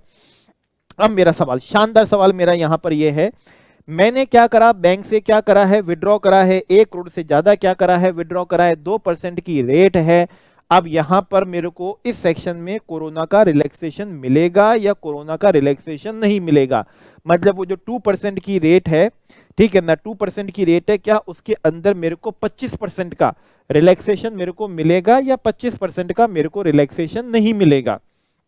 ठीक है, सिंपल सी। तो मैं तो ये बात क्या करना चाहता हूं, जानना चाहता हूं, ठीक है ना, जानना चाहता हूं क्या रेट मेरे लिए 2% से घट के 1.5% हो जाएगी या नहीं होगी। तो डिपार्टमेंट ने अगेन क्वेश्चन की तारीफ करी, का शानदार प्रेजेंस ऑफ माइंड है, बहुत अच्छी बात क्या करी है, बोली है। सॉल्यूशन सुनोगे 100% एग्जाम में काम में आने वाली बात होगी। और आंसर इज नो। इस सेक्शन के अंदर जो कोरोना के समय 25% रेट का जो रिलैक्सेशन था, ठीक है, रेट के अंदर जो रिडक्शन था, उसका बेनिफिट आपको यहां पर कुछ भी नहीं मिलने वाला है। किसी भी समय आपने क्या करा हो, विड्रॉ करा हो, रेट तो आपकी यहां पर क्या रहेगी, 2% ही रहेगी। और पैन फर्निश नहीं करने पे तो 20% ही रहेगी। और खास बात, पैन फर्निश नहीं करने पे किसी भी सेक्शन में कोरोना के टाइम वाला रिलैक्सेशन तो मिलता ही नहीं है। डिपार्टमेंट ने कहा शानदार, बहुत अच्छी बात है। अब हमने कहा यहां पर, ठीक है, कि बात समझ में आ गई। तो डिपार्टमेंट ने कहा देखिए एक चीज हम आपको यहां पर बताना चाहते हैं, जिस तरह से हमने मॉनिटर करने के लिए ये सेक्शन बनाया, मॉनिटर करने के लिए, हालांकि जो विड्रॉ कर रहे हो वो इनकम ही नहीं है, या फिर तो खुद का पैसा विड्रॉ कर रहे हो तो भी इनकम नहीं है, या फिर करंट अकाउंट लोन उठा रहे हो, ओवरड्राफ्ट है, तो वो भी आपकी क्या नहीं, इनकम नहीं है। तो हमारा यहाँ पर पर्पस क्या था, मॉनिटर पर्पस था कि कौन ऐसे लोग हैं इंडिया में जो 1 करोड़ से ज्यादा कैश विड्रॉ करते हैं। ठीक है, 1 करोड़ से ज्यादा वालों को तो मतलब उनको तो पेमेंट आरटीजीएस, एनईएफटी ये सब होना चाहिए। कैश विड्रॉ कर रहे हैं तो ऐसा कैश इकोनॉमी में कहां घुमा रहे हैं, ऐसे लोगों को मॉनिटर करना है। डिपार्टमेंट ने कहा इसी चीज में मॉनिटरिंग को और एम्फेसाइज, मतलब और एक नेक्स्ट लेवल पे जाने के लिए हमने इस सेक्शन में एक अमेंडमेंट करा। ठीक है, और अमेंडमेंट हमने यहां पर ये करा, ऐसे लोग, ठीक है ना, ऐसे क्या है लोग, ऐसे लोग, ठीक है, जिन्होंने अपने पिछले 3 साल, प्रीवियस जो क्या है 3 प्रीवियस ईयर है, जिनके उन्होंने रिटर्न क्या नहीं करे हैं, फाइल नहीं करे, तीनों ही सालों के रिटर्न फाइल नहीं करे। अब हम वैसे क्वेश्चन पूछने वाले थे कि 3 में से 1 साल, 2 साल, 3 साल, तो डिपार्टमेंट ने कहा हमें मालूम है तुम जूस निकालोगे, क्वेश्चन फेंकोगे, तो हम बता देते हैं सभी के सभी पिछले तीनों सालों के रिटर्न आपने फाइल नहीं करे। मैंने कहा भाई हो सकता है प्रीवियस ईयर का रिटर्न फाइल करने की ड्यू डेट अभी गई नहीं हो, ठीक है ना, गई नहीं हो, और आप बोल रहे हो कि तीनों साल के फाइल नहीं करे। मैंने कहा जब ड्यू डेट ही नहीं गई है तो आप मेरे को डिफॉल्ट ही क्यों मान रहे हो। तो डिपार्टमेंट ने कहा सुनो, क्वेश्चन बढ़िया है, आंसर सुनो, हम यहां पर उन 3 प्रीवियस ईयर की बात कर रहे हैं जिनकी रिटर्न फाइल करने की ड्यू डेट एक्सपायर हो चुकी है जब आप विड्रॉ कर रहे हो, और उन तीनों के ही आपने रिटर्न क्या नहीं करे, फाइल नहीं करे। क्योंकि हमें मालूम था, आप बिल्कुल कहोगे कि पिछले साल के रिटर्न फाइल करने की ड्यू डेट तो गई नहीं, ठीक है, और जब ड्यू डेट आएगी मैं तो रिटर्न फाइल कर देता, तो मेरे को आप डिफॉल्ट ही क्यों मान रहे हो। तो इसीलिए हमने सेक्शन को इसी तरह से फ्रेम करा है कि जिन जिन प्रीवियस ईयर की रिटर्न फाइल करने की ड्यू डेट चली गई है, वो जो 3 प्रीवियस ईयर है उनमें तीनों में ही अगर आपने रिटर्न क्या नहीं करे हैं, फाइल नहीं करे हैं, फाइल नहीं करे, तो ये सेक्शन आपके ऊपर और भारी करेंगे हम।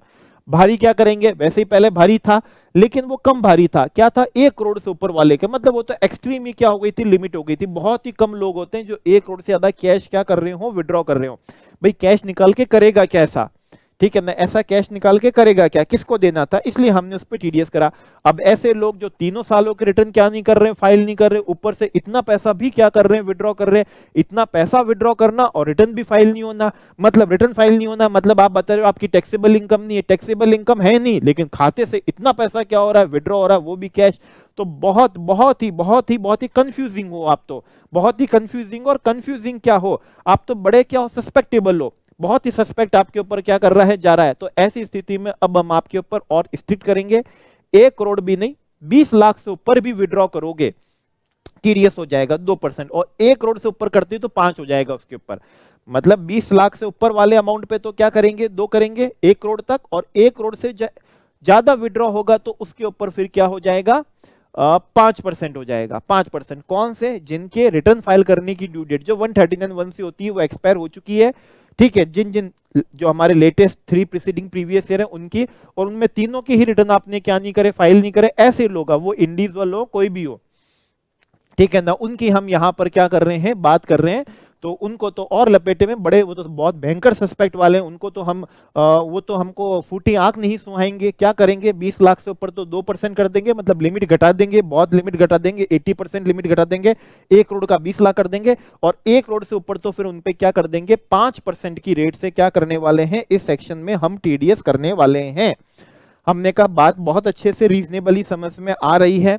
हमने कहा यहां पर एक डाउट है, जैसे पैसा विड्रॉ करने वाला, ये जो एटीएम मशीन में पैसा क्या होता है, रिफिल होता है ना, ठीक है ना, जिन्हें हम ATM machine, automated teller machine जो होते हैं, उनके जो ऑपरेटर्स होते हैं वो भी अपना बैंक में पैसा खुलवाते हैं, ठीक है ना, स्पेशल अकाउंट खुलता है जिसका पैसा सिर्फ उसी पर्पस से विड्रॉ होता है, किसमें, रिफिल करने के लिए। और बाद में उनकी क्या होती है, मंथली क्या होती है, ऑडिटिंग भी होती है कि वाह इतना पैसा विड्रॉ हुआ और इन एटीएम के अंदर इतना इतना पैसा क्या हुआ, डिपॉजिट हुआ, तो उसकी वो हर महीने क्या होती है, चेकिंग भी करते रहते हैं, स्क्रूटनी करते हैं, टैली करते रहते हैं। तो वो जो विड्रॉ कर रहे हैं, क्या अब उनके ऊपर टीडीएस कर देंगे, जिन्हें हम क्या बोलते हैं, व्हाइट लेबल। व्हाइट लेबल है, रेड लेबल नहीं है, ठीक है ना, व्हाइट लेबल।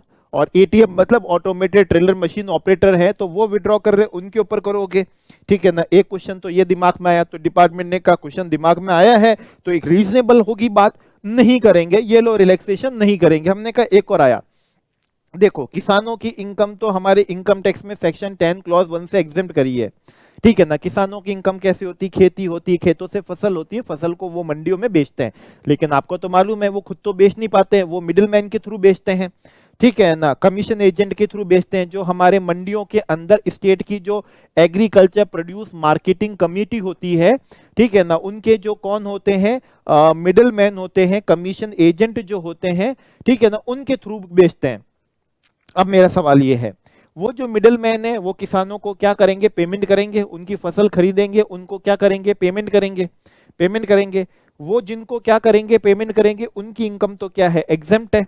तो अब मेरा ये सवाल है कि ये जो मंडियों के अंदर जो ग्रेन मर्चेंट क्या होते हैं, एजेंट होते हैं, इनका भी बैंक में स्पेशल खाता खुला हुआ होता है इसी पर्पस का कि आप इस खाते से विड्रॉ करके किनको पैसा दोगे, किसानों को पैसा दोगे। और आपको तो ध्यान है पीजीबीपी में किसानों को तो पैसा कैश में क्या हो सकता है, बिल्कुल दिया जा सकता है, ठीक है। तो उससे पैसा निकाला, किसानों को पैसा दिया, किसानों जिनकी इनकम ही क्या एग्जेम्प्ट है, और उसी पर्पस से क्या करा, निकाला गया। तो मैं उनके लिए पूछना चाहता हूं कि उन्होंने जो पैसा विड्रॉ करा, तो क्या उनके ऊपर ये सेक्शन जो है 194 कौन सा है, एन है, इसकी एप्लीकेबिलिटी कर देंगे। डिपार्टमेंट ने अगेन क्वेश्चन की तारीफ करी कि क्या शानदार प्रेजेंस ऑफ माइंड है, कितना सोचा, फार्मर का सोचा, इनकम एग्जेम्प्ट है वो सोचा, मंडी का सोचा, आपने पीजीबीपी दिमाग लगाया। इतना जब सारा दिमाग लगा ही लिया, तो अब ये सुनो, उनको भी क्या है, रिलैक्सेशन है, नहीं होगा उन पे भी क्या है, किसी बात का टीडीएस। हमने कहा बात समझ में आ गई, बात समझ में आ गई। एक और क्वेश्चन क्या आ रहा है, दिमाग में आ रहा है, वन मोर क्वेश्चन हमारे लिए अभी ये है, और वो क्वेश्चन हमारा कौन सा है, वो ये है कि ये जो ऑथराइज डीलर होते हैं ना, विदेशी लोग आते हैं इंडिया में, तो फॉरेन करेंसी चलेगी नहीं, तो क्या करते हैं, विदेशी लोग ऑथराइज डीलर के पास जाते हैं, करेंसी एक्सचेंज करते हैं, उनको फॉरेन करेंसी देते हैं, आईएनआर लेते हैं। या हमारे यहाँ के लोग, इंडियन लोग भी बाहर घूमने जाते हैं, ठीक है, बाहर घूम के जब आ जाते हैं तो कुछ फॉरेन करेंसी बच जाती है, जो पूरा खर्चा नहीं हो पाया, क्योंकि हम सारा खर्चा करते हैं नहीं इंडियन, हम तो बचाते हैं उसमें से भी, ठीक है, कि बचा लेंगे, तो जितना भी फॉरेन करेंसी बच जाएगी इंडिया में आके वापस से ऑथराइज डीलर को दे देंगे, उससे आईएनआर ले लेंगे। मेरा सवाल ये है, वो जो ऑथराइज डीलर है, ठीक है ना, वो विदेशी लोगों से, मतलब फॉरेन टूरिस्ट है उनसे फॉरेन करेंसी परचेज करेगा, नॉन रेसिडेंट उनसे परचेज करेगा जो विजिटिंग इंडिया है, या फिर हमारी इंडिया रेसिडेंट हैं या इंडिया में जो रिटर्न होके आ रहे हैं उनसे भी परचेज करेगा, और क्या देगा, उनको बदले में कैश देगा।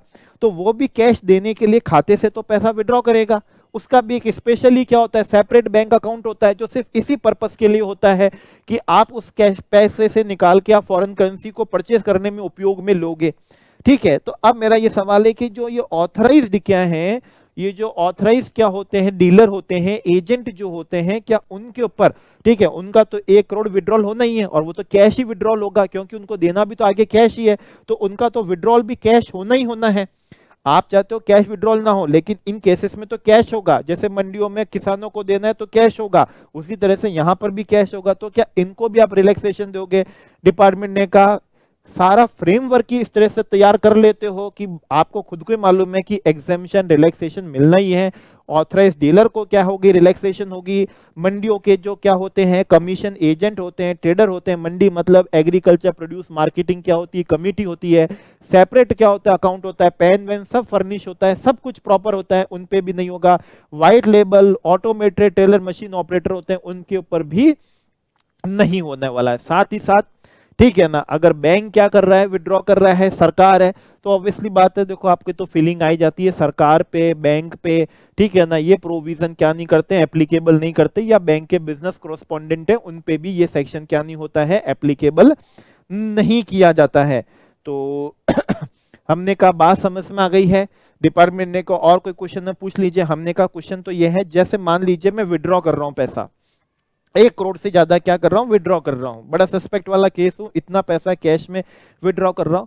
मैंने कहा अगर ये मैं पर्सनल पर्पस के लिए विड्रॉ करूं तो फिर क्या होगा, डिपार्टमेंट ने का टीडीएस होगा। मैंने कहा अगर बिजनेस पर्पस के लिए मैंने उसको क्या करा, विड्रॉ करा, तो क्या होगा, डिपार्टमेंट टीडीएस होगा।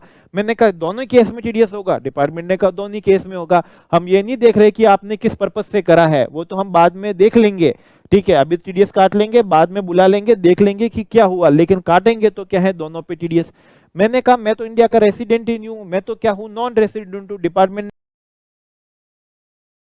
में 1 करोड़ से ज्यादा कैश विड्रॉ क्यों कर रहा है तू, तो और सस्पेक्ट वाला केस है, तू है ही नहीं यहाँ का, तो यहाँ तू 1 करोड़ से ज्यादा कैश निकाल के करेगा क्या, हम तेरा भी यहाँ पर क्या करेंगे, टीडीएस करेंगे। मतलब इस सेक्शन के अंदर जो विड्रॉ करने वाला व्यक्ति है वो रेसिडेंट हो या विड्रॉ करने वाला व्यक्ति कौन हो, नॉन रेसिडेंट हो, दोनों ही केस में टीडीएस होगा। खाता सेविंग हो या खाता करंट हो, हम तो दोनों को एग्रीगेट कर लेंगे। एक बैंक की जितनी ब्रांचेस है हम तो उसको भी क्या कर लेंगे, एग्रीगेट कर लेंगे, लेकिन 2 बैंकों को हम एग्रीगेट कर ही नहीं पाएंगे। पैन फर्निश नहीं करोगे तो 20% हो ही जाएगा, और कोरोना का यहां कोई रिलैक्सेशन है नहीं। टीडीएस 1 करोड़ से ऊपर वाले पे करना है, 20 लाख से क्या करना है, ऊपर वाले पे करना है। डिपार्टमेंट ने कहा और कोई क्वेश्चन जानना पूछना चाहते हो, हमने कहा और कोई क्वेश्चन जानना और पूछना नहीं चाहते हैं, तो डिपार्टमेंट ने कहा इसी के साथ में आपके सारे सवाल खत्म हो जाते हैं, सारे सॉल्यूशन हमने दे दिए, किसको लेके, 194N को लेके, ठीक है। तो अभी हमने 194 क्या करा, ओ करा, finance act 2020 exam point of view से बहुत इंपॉर्टेंट ए कैटेगरी। 194 क्या करा, एन करा, amended by finance act 2020 exam point of view से बहुत ज्यादा क्या है, इंपॉर्टेंट, वो हमने कवर करा। अब हम करेंगे 194 कौन सा, एम, ठीक है ना, कौन सा सेक्शन करेंगे, अब हम सेक्शन अब हम करेंगे 194 एम, ठीक है, जो इंट्रोड्यूस हुआ था फाइनेंस एक्ट 2000 किससे, 19 से, उसको अब हम यहाँ क्या करेंगे, जूस निकाल।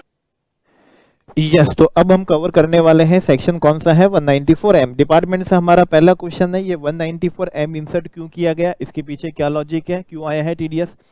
तो डिपार्टमेंट ने कहा भाई 194M थोड़ा सा स्पेशल इस तरीके से है कि जो 194C में कवर नहीं हो पाए, 194H में कवर नहीं हो पाए, या 194J में कवर नहीं हो पाए हैं, ठीक है ना, उनको हम यहाँ पर कवर करने की तैयारी में।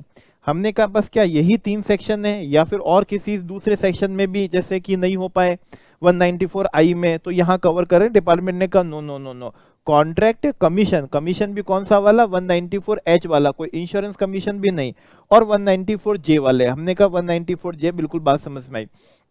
तो वहां पर क्यों कवर नहीं हुए, हमने डिपार्टमेंट से पूछा भाई वहां पर क्यों कवर नहीं हुए, तो डिपार्टमेंट ने कहा भाई वहां पर कवर नहीं होने की बात तो आपको मालूम होनी चाहिए कि 2 रीजन हो सकते हैं, कि जैसे 194C और 194J में बताएं कि अगर पर्सनल कॉन्ट्रैक्ट होता है या पर्सनल आपने क्या ली है, सर्विस ली है, तो पर्सनल पर्पस पे टीडीएस नहीं होता है। हमने कहा यस। एक और रीजन हो सकता है, और वो रीजन क्या हो सकता है भाई, आप इंडिविजुअल एचयूएफ हो, आपके बिजनेस का टर्नओवर पिछले साल का 1 CR, प्रोफेशनल का ग्रॉस एसेट, ठीक है, जो है वो 50 लाख से ज्यादा नहीं थी, इस वजह से भी आप उन सेक्शंस में क्या नहीं हो पाए, कवर नहीं हो पाए, 194C, 194H या 194J में कवर नहीं हो पाए। रीजन ये हो सकते हैं भाई, एक तो पर्सनल पर्पस हो सकता है, और एक कौन सा हो सकता है कि इंडिविजुअल एचयूएफ हो और आपका टर्नओवर पिछले साल का इससे ज्यादा नहीं था, तो उन लोगों को हम यहाँ पर कवर करने की क्या कर रहे हैं, तैयारी में कर रहे हैं। तो जो वहां पर नहीं हुए उनको यहाँ पर कवर करेंगे, और वहां क्यों नहीं हुए, इस 2 रीजन की वजह से कवर नहीं हो पाए। उनको हम यहाँ पर क्या कवर करेंगे। इसका मतलब है हमने डिपार्टमेंट से पूछा, इसका मतलब है कि यहाँ पर आप पर्सनल वालों पे भी क्या कर दोगे, टीडीएस कर दोगे। डिपार्टमेंट ने कहा यस कर देंगे। हमने कहा अगर इंडिविजुअल एचयूएफ जिनके टर्नओवर 1 CR या प्रोफेशन में ग्रॉस सिर्फ 50 लाख से ज्यादा नहीं है, उनको भी यहाँ क्या करोगे, टीडीएस के लिए करोगे। डिपार्टमेंट ने कहा यस करेंगे। हमने कहा फिर जब यहाँ पर कर ही दोगे तो फिर वहां पर रिलैक्सेशन देने का फिर मतलब ही क्या रहा, वो तो पर्पस ही डिफीट हो गया ना। कि आपने कहा भाई इंडिविजुअल एचयूएफ छोटे होते हैं, उनके टर्नओवर इससे ज्यादा नहीं है, तो कैसे वो प्रैक्टिकली टीडीएस काटेंगे, पैन नंबर लेंगे, टीडीएस का सर्टिफिकेट देंगे, डिपॉजिट कराएंगे, कंप्लायंस हो नहीं पाएगी, इसलिए आपने रिलैक्सेशन दिया। लेकिन आप कह रहे हो यहाँ के कवर करेंगे। डिपार्टमेंट ने कहा आपका कंसर्न बहुत सही है, ठीक है ना, लेकिन यहाँ पर हम उन्हीं को ही कवर करेंगे, उन्हीं को कवर करेंगे जो जो जो 50 लाख से ज्यादा का क्या कर रहे हो, पेमेंट कर रहे हो, ठीक है ना। 50 लाख या उससे ज्यादा का क्या कर रहे हो, पेमेंट कर रहे हो। 50 लाख रुपीस, हमने कहा 50 लाख रुपीस तो बहुत बड़ा ही क्या हो गया, अमाउंट हो गया। 194C में देखें लिमिट तो 30,000 और एग्रीगेट में देखें तो 1 लाख ही थी। 194H में देखें तो लिमिट मात्र कितनी थी, 15,000 थी। 194J में देखें तो लिमिट मात्र कितनी थी, 30,000 ही थी, और यहाँ सीधा 50 लाख। तो डिपार्टमेंट ने कहा बस यही इसका पर्पस है, पर्सनल पर्पस है, तब भी हमको टीडीएस करना पड़ रहा है। क्यों? क्योंकि आप 50 लाख के उससे ज्यादा का क्या कर रहे हो, पेमेंट कर रहे हो। आप घर बनवा रहे हो, ठीक है ना, पर्सनल पर्पस था। आप कॉन्ट्रैक्टर को पेमेंट कर रहे हो, इंटीरियर डेकोरेटर को पेमेंट कर रहे हो, पर्सनल पर्पस है, ठीक है ना। प्रोफेशन में नहीं कर पा रहे हो क्योंकि वो पर्सनल पर्पस था, ठीक है, नहीं कर पा रहे हो। 194C में अगर आपका किसी ठेकेदार को आपने कंस्ट्रक्शन का क्या दिया, कॉन्ट्रैक्ट दिया, नहीं कर पा रहे हो क्योंकि पर्सनल पर्पस है। लेकिन इस सेक्शन में इसलिए कवर करना पड़ रहा है क्योंकि आप इतना ह्यूज अमाउंट सामने वाले को पेमेंट कर रहे हो, तो हमें जरूरी हो जाता है कि उसकी हमारे पास में क्या है, इंफॉर्मेशन आए, ठीक है ना, कि इतना पेमेंट कराए तो सामने वाले की तो इनकम होगा ना, तो हमें जानकारी होनी चाहिए। इसलिए हमने यहां पर टीडीएस बना दिया कि इतना ज्यादा आप पेमेंट कर रहे हो तो फिर आपको क्या करना पड़ेगा, टीडीएस करना पड़ेगा। भले ही पर्सनल पर्पस है तो भी करना पड़ेगा, भले ही आपका पिछले साल का टर्नओवर इससे ज्यादा नहीं था 1,50,00,000, तो भी करना पड़ेगा क्योंकि आप इतना ज्यादा अमाउंट क्या कर रहे हो, पेमेंट कर रहे हो। सिर्फ और सिर्फ 194C, H और J, हमने कहा इसके अलावा और कोई सेक्शन वाले नहीं, इसके अलावा नहीं। ये 194C, 194H, 194J। हमने कहा डिपार्टमेंट से एक बहुत ही बढ़िया सवाल दिमाग में आया। 194C में लिमिट अलग थी, उसकी अलग होती है। 194H की अलग लिमिट होती है कमीशन की। 194J में क्या होती है, अलग लिमिट होती है। अब यहां पर जो आप 50 लाख या उससे ज्यादा की लिमिट बता रहे हो, तो ये किसके है, क्या सिर्फ 194C पे है, या सेपरेटली 194H कमीशन दिया है, या आपने 194J में प्रोफेशनल फीस इससे ज्यादा दी है, तो लिमिट है कैसे, या फिर 194C का पेमेंट मिलाकर भी, किसी को आपने 194H कमीशन का पेमेंट करा वो मिलाकर भी, और किसी को आपने प्रोफेशनल फीस का पेमेंट करा 194J उसको भी मिलाकर भी, भले आपने अलग अलग व्यक्ति को करे हो पेमेंट, ठीक है, लेकिन अगर क्या है 50 लाख से ज्यादा, तो ये तो उसमें क्या होगा, टीडीएस होगा। तो हम बड़े कंफ्यूज हो रहे हैं कि लिमिट तो 50 लाख कि 50 लाख से ज्यादा है तो टीडीएस होगा, लेकिन बात समझ नहीं पा रहे हैं कि ये जो लिमिट है क्या ये स्पेसिफिकली अलग अलग सेक्शन सेपरेट वाइज है, या फिर उनको हमको क्या करना है, एग्रीगेट करना है, ठीक है। तो डिपार्टमेंट ने कहा क्वेश्चन बहुत बहुत बहुत ही शानदार था। डिपार्टमेंट ने कहा यहां पर जो लिमिट है ये एग्रीगेट है। अगर आप किसी एक व्यक्ति को 194C का कॉन्ट्रैक्ट का भी पेमेंट कर रहे हो, उस व्यक्ति को आप कमीशन का भी पेमेंट कर रहे हो, और उस व्यक्ति को आप प्रोफेशनल फीस का भी पेमेंट कर रहे हो, मतलब 194C, H और J वाले पेमेंट कर रहे हो, और ये तीनों मिलाकर ही पेमेंट 50 लाख या 50 लाख से क्या है, ज्यादा है ड्यूरिंग द फाइनेंशियल ईयर, तो फिर आपको क्या करना पड़ेगा, टीडीएस करना पड़ेगा। मतलब आप किसी एक व्यक्ति को इतना पेमेंट कर रहे हो, भले वो कॉन्ट्रैक्ट हो प्लस कमीशन हो प्लस वो कौन सा प्रोफेशनल हो, आपको यहां पर क्या करना पड़ेगा, टीडीएस करना पड़ेगा। हमने कहा एक सवाल दिमाग में आ रहा है, यहां हम जिसको पेमेंट कर रहे हैं क्या वो जरूरी है कि वो रेसिडेंट हो, ठीक है ना, या फिर नॉन रेसिडेंट का भी करना है। डिपार्टमेंट ने कहा भाई नॉन रेसिडेंट को हो गए तो उसके लिए तो 195 बना वही है, ठीक है ना, 195 बना वही है। यहां पर हम सिर्फ रेसिडेंट को कवर करेंगे। क्यों? क्योंकि रेसिडेंट के केस में 194C नहीं हो पाया था, पर्सनल पर्पस था, या फिर आपका टर्नओवर ज्यादा नहीं था, इस वजह से 194H में नहीं हो पाया था, ठीक है, क्योंकि आपका टर्नओवर ज्यादा नहीं था। 194J में नहीं हो पाया था क्योंकि पर्सनल पर्पस के लिए सर्विस ली थी आपने, या फिर आपका टर्नओवर पिछले साल का एक प्रेस्क्राइब लिमिट से ज्यादा नहीं था, तो उस वजह से नहीं हो पाया। तो वहां पेई कौन होता है, रेसिडेंट होता है, तो यहां पर भी पेई कौन होगा, रेसिडेंट होगा। लिमिट 50 लाख या 50 लाख से ज्यादा करोगे तो होगा, और ये लिमिट एग्रीगेट देखेंगे, C, H और कौन सा है, J के, पेई वाइज देखेंगे कि एक पेई को आपने इतना क्या करा है, पेमेंट करा है। अब हमने कहा ठीक है, एक क्वेश्चन बहुत शानदार दिमाग में आ रहा है, बहुत शानदार क्या है दिमाग में है, डिपार्टमेंट ने कहा शानदार है तो बोलो, ठीक है ना, बढ़िया आंसर मिलेगा, हमारी लर्निंग बढ़ेगी और जो सुनेंगे उनको भी शानदार क्या होगा, अंडरस्टैंडिंग मिलेगी। हमने कहा 194J जो होता है बहुत सारे पेमेंट पे एप्लीकेबल होता है, प्रोफेशनल पे, फी फॉर टेक्निकल सर्विस पे, और किस पे, रॉयल्टी पे एप्लीकेबल होता है, डायरेक्टर की फी, रेम्यूनरेशन जो सैलरी में कवर नहीं होते उन पे भी होता है, नॉन कॉम्पिटिटिव फी होती है, एक्सक्लूसिव फी, उन सभी पे 194J एप्लीकेबल होता है। ठीक है, अब यहां पर जो ये 194M जो आप बता रहे हो, ठीक है, यहां पर आपने 194J में कौन कौन से कवर करें, क्या सिर्फ प्रोफेशनल या टेक्निकल भी या रॉयल्टी भी, डायरेक्टर, मतलब कौन सा आपने यहां पर क्या करा है, कवर करा है, या सभी को कवर कर लिया, पूरा 194J वाले पेमेंट कवर कर लिए? डिपार्टमेंट ने कहा बहुत शानदार, बहुत बहुत बहुत ही बढ़िया है, जितनी प्रशंसा प्रेस करें उतनी ही कम है। सुनिए, यहां पर हमने 194J में सिर्फ और सिर्फ प्रोफेशनल सर्विसेज वाली कवर करें, क्योंकि प्रोफेशनल सर्विस ही ऐसी होती है जो पर्सनल पर्पस के लिए होती है। अगर कोई टेक्निकल सर्विस ले रहे हो तो फीलिंग्स लो, वो 100% किसके लिए होती है, कोई बिजनेस पर्पस के लिए आपने क्या करी होगी, ली होगी, ठीक है ना। रॉयल्टी वॉयल्टी का पेमेंट कर रहे हो तो ऑब्वियसली बात है शायद आपने किसके लिए करा होगा, बिजनेस पर्पस, और नहीं भी है, यहां पर हमने अभी तक सिर्फ प्रोफेशनल सर्विस वालों को ही कवर करा है। मान लीजिए 194J के अंदर रॉयल्टी पे पेमेंट करने पे टीडीएस नहीं हो पा रहा है, नहीं हो पा रहा है, ठीक है, ठीक है, नहीं हो पा रहा है, इस सेक्शन में भी नहीं हो पाएगा, वहां नहीं हो पाया, यहां पर भी नहीं हो पाएगा, क्योंकि यहां पर हमने 194J के सारे पेमेंट कवर नहीं करे, 194J के सिर्फ प्रोफेशनल सर्विस को ही हमने कवर करा है।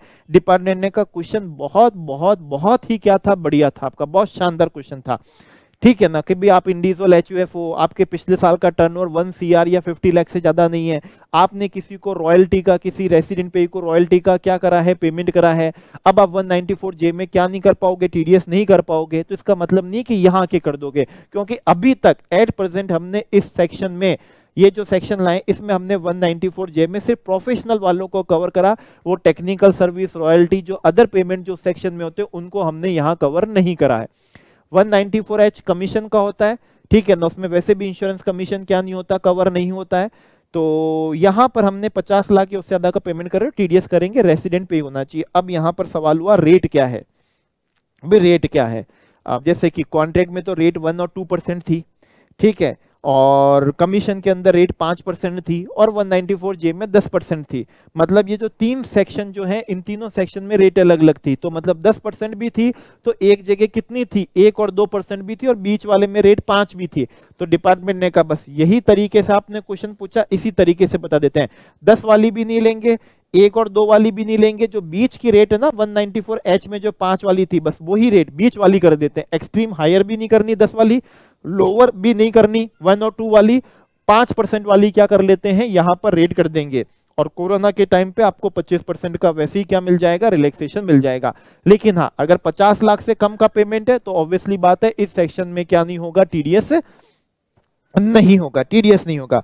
हमने कहा ठीक है, बाकी सब कुछ बात समझ में आ गई, लेकिन एक प्रैक्टिकल बात समझ में आनी बाकी है। पेयर यहाँ पर इंडिविजुअल एचयूएफ ही होगा, क्योंकि इंडिविजुअल एचयूएफ का पर्सनल पर्पस होता है, और इंडिविजुअल एचयूएफ ही होते हैं जिनका टर्नओवर पिछले साल 1 करोड़ या 50 लाख से ज्यादा नहीं था, इस वजह से 194C या 194J में या 194H में टीडीएस नहीं हो पाया, तो यहाँ पर पेयर इंडिविजुअल एचयूएफ ही होगा, ठीक है, बात समझ में आ गई। लेकिन एक प्रैक्टिकल डिफिकल्टी है, ठीक है, टीडीएस काटने के लिए चाहिए होता है टैक्स डिडक्शन एंड क्या है, कलेक्शन अकाउंट नंबर, फिर उसके होते हैं टीडीएस के क्या होते हैं, सर्टिफिकेट होते हैं, तो मतलब कंप्लाइंस में फंस जाएंगे हम। यहाँ पर टीडीएस काटना है, लेकिन क्या है साथ में कंप्लाइंस भी आ जाएगी। मान लीजिए मकान बना रहा था, एक सिंगल पेमेंट मैंने कॉन्ट्रैक्टर को करा, पर्सनल पर्पस का था, मेरा टर्नओवर भी 1 करोड़ मान लीजिए 50 लाख से ज्यादा नहीं था, मैं 194C में कवर नहीं हो पा रहा था, लेकिन मैंने ठेकेदार को पेमेंट 50 लाख या उससे ज्यादा का करा, आपने कहा इस सेक्शन में टीडीएस काटो। लेकिन क्या सिर्फ एक पेमेंट पे टीडीएस काटने के लिए आप मेरे को बोलोगे tax deduction account, collection account number लो? क्या सिर्फ एक टीडीएस काटने के लिए आप मेरे को बोलोगे कि टीडीएस सर्टिफिकेट की क्या करो, कंप्लाइंस करो? ठीक है, तो डिपार्टमेंट ने कहा बात सही है, तो उसके लिए एक आपको सॉल्यूशन दे देते हैं कि इस सेक्शन में टीडीएस के लिए आपको सेक्शन जो 203A होता है वो एप्लीकेबल नहीं होगा, tax deduction collection account number की क्या नहीं रहेगी, जरूरत नहीं रहेगी। ये हम आपको यहाँ पर क्या दे देते हैं, रिलैक्सेशन क्या कर देते हैं, दे देते हैं। इसके लिए आपको 10 नंबर उस लेने की क्या नहीं रहेगी, जरूरत नहीं रहेगी। बिना के आप सिंपल चालान के थ्रू भी क्या कर सकेंगे, आप टैक्स क्या कर सकेंगे, डिपॉजिट करवा सकेंगे। तो हमने कहा अब ये बात हमको बिल्कुल अच्छे से क्या आ चुकी है, समझ में आ चुकी है, ठीक है ना। 5% आपने रेट क्या कर दी, बता दी, बहुत अच्छा बता दिया कि 194J में सिर्फ प्रोफेशनल वालों को ही इन्होंने यहाँ पर क्या करा है, कवर करा।